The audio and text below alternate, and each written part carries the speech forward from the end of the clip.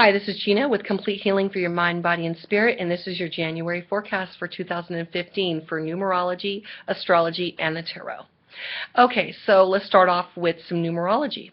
Numerologically speaking, this month is a 1, but when you add 2015, the universal energy for the year is an 8, and that has to do with abundance and power, death and rebirth, transformation and regeneration. It has us really, whatever we've done for the last 6 years with Pluto in Capricorn has us revisiting our structures, really coincides with where we are now.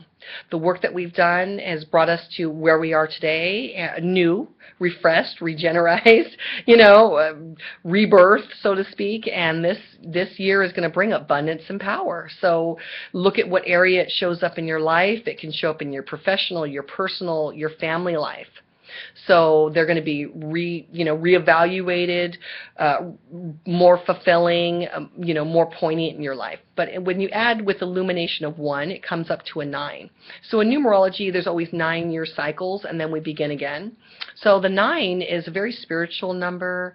It's a number of the psychic. It's the number of, okay, I've completed everything I wanted to complete. What do I want to do next? And that's what this month's about. This month is about deciding which direction to go in. Interestingly enough, in astrology, we start off the month very strong with the full moon in Cancer on the 3rd. So the full moon in Cancer is going to bring Cancer sign of the mother. It could bring issues of the mother to light, or mothering, as maybe you're the parent, to light. It could bring areas of, depending upon where it sits in your individual chart, nurturing, self-nurturing, or nurturing of children. So there's a very strong dynamic there.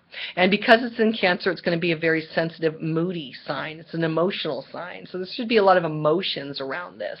So depending upon where it sits in your chart, you might see some very interesting developments emotionally in that area. And that'll start off early in the month. Then we've got stellar planets all in Aquarius. And Aquarius it's one of my favorite signs. I'm not Aquarian, but it's one of my favorite signs. So the Aquarian is pouring knowledge to the universe. We've got Mercury, we've got Mars, we've got Venus, all in Aquarius. So Venus is the way that we express our love. Mars is a planet of action. Mercury is a planet of the way that we take in information, the way that we process, and the way that we speak it. And it's on a universal, it's on a tribal, a communal level, because that's what the Aquarian's about. The Aquarian's about us. It's about, unconditional love. It's the nonprofit. It's, the Aquarian is the innovator. The Aquarian is the way to do things that, that allow freedom. They need freedom. They're,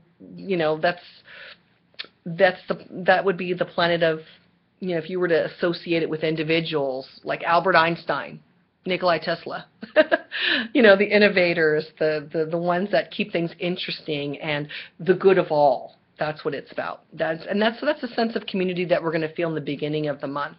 Then after the 12th, Mars, the planet of action, is going to move from Aquarius into Pisces, and that's going to have us, when we're deciding what direction to go to, the Pisces is always, the fish are always the yin and yang. They're always in conflict. One is chasing spiritual happiness, and the other one's chasing material happiness.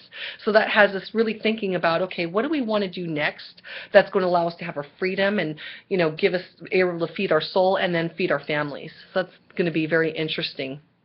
So look for those areas in your life to be activated, okay, in your work, your home, or your family. Now, I did a little bit of a numerology spread. For a lot of people, it looks like there's going to be some relationships or financial dynamics that are going to be reevaluated, and this feels like with the full moon. So it's going to be out with the old, including some people, whether they be family members, relationships. Some things are about to get a door closed, but also new ones open. Now, when Mercury goes retrograde, and that's going to be on the 21st of January to the February 11th, like I said, Mercury is a planet of communication. And typically when it retrogrades, we have to revisit the way that we communicate. This is the time that people have communication challenges, misunderstandings. It's in Aquarius that rules electrical, so a lot of electrical issues will be happening.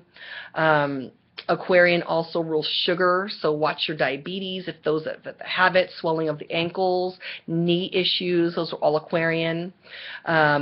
Be careful with long distance travel. Even though life happens, you give yourself some extra time. When Mercury goes retrograde, these are the times that you back up your phones, your faxes, your computers, make sure all the electrical in your car is working. These are the times that people have issues with these things, okay? Not saying that you're going to have, but these are the times that it happens. It's always, forewarned is forearmed, so it's better to back up and be safe than sorry. But as far as the tarot, it also looks that people from the past might make a reappearance for some folks. Some folks might have an ex-boyfriend or someone that, can't stop thinking about in contact. It's going to be very interesting. It's going to bring some things to light. There also looks like there's a very strong financial aspect to this month. So whatever direction you decide to go into, you have the Ten of Pentacles up. Actually, this is upright. I'm holding it the wrong way, upright. So there's going to be some very, some new partnerships or new directions that are going to be very financially beneficial for you this month. So very, very good month. You might need to hold on to your money in the beginning of the month, but overall, new directions, new beginnings. Some things are going to be let go. Some things might be revisited. It looks like I said, loved ones, things from the past you're going to hear about. People might need closure in their life from an old, long-lost love, and they might show up, and you might just get that.